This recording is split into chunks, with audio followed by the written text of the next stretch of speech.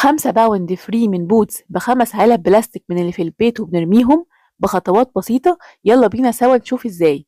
الأول نزلي الابليكيشن ريسايكل ات بوتس واربطيه بالكارت بتاعك ادفانتج كارد.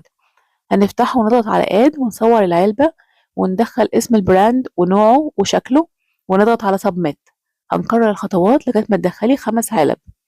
هيجيلك رسالة إن هو هيفضل pending ويتوافق عليه خلال 24 ساعة، وأوقات بيكون approved على طول. لو حابة تدخلي شرايط دوا فاضية اضغطي فوق على اليمين وحولي من بيوتي لبلاستر. بس خدي بالك إن شرايط الدوا بتدي 100 بوينتس بس باوند واحد، لكن علب البلاستيك بتدي 5 باوند. ويلا بينا على بوتس نعمل سكان للباركود من ميك ديبوزيت. اختاري اللوكيشن بتاعك ودخلي العلب، هيبعتلك ميل على طول. بس نصيحة، خلصي الشوبينج أول وافتحي الفاوتشر وانتي قدام الكاشير لأن مدته 5 دقايق بس. اعملي سكان للكارد والكود ومبروك عليكي ال5 باوند.